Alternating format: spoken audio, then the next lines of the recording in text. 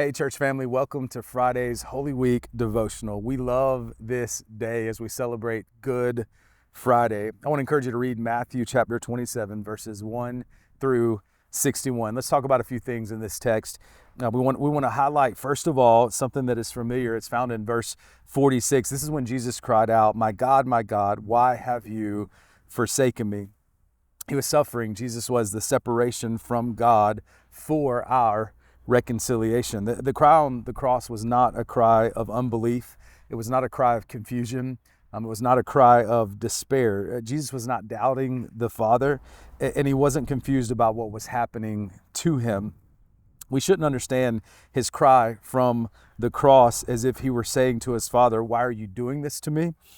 He knew everything that was going on in that moment. In fact, he had foretold this moment. We read about this in Matthew 17. We read about this in Mark chapter 9.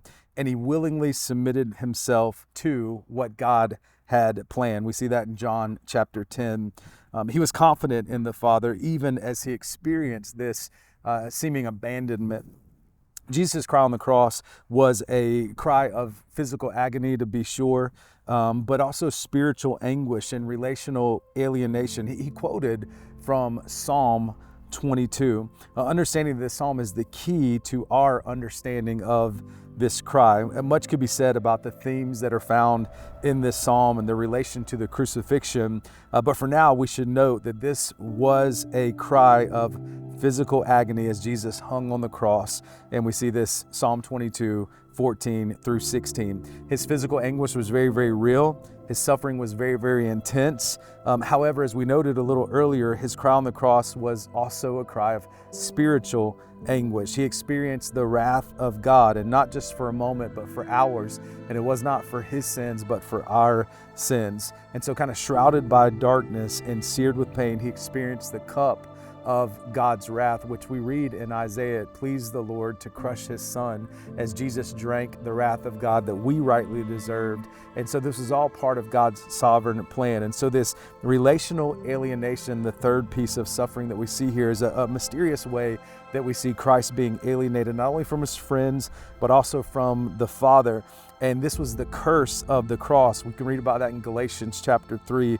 As he came under the sentence of sin, he was cut off from the Father's favorable presence, and God's presence was real at the cross. However, it was his presence in judgment and his presence in wrath towards sin that felt so distancing for Jesus. He was given the full recompense for our disobedience. And this is what Paul speaks about in 2 Corinthians 5:21, that says, he, being Jesus, who knew no sin, became sin on our behalf, that we might become the righteousness of God in him. So consider this today, that our merciful Father, seeing us to be oppressed and overwhelmed with the curse of the law, so that we can never be delivered by it from our own power, from our own merit, from our own strength.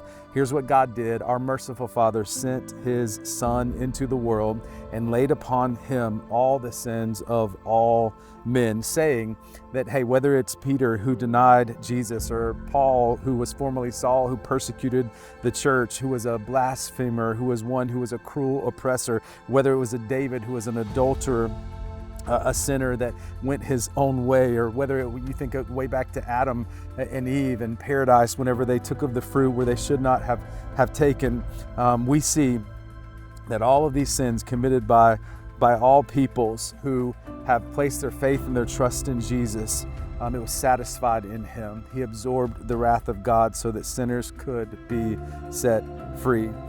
We see the entrance into God's presence is something that's really powerful. Right after Jesus dies, the curtain of the temple was torn in two, top to bottom. The barrier separating man from God was ripped away by God so that hell-deserving sinners could be welcomed safely into the presence of this infinitely holy God. And so I want us to see this is why the cross is so significant.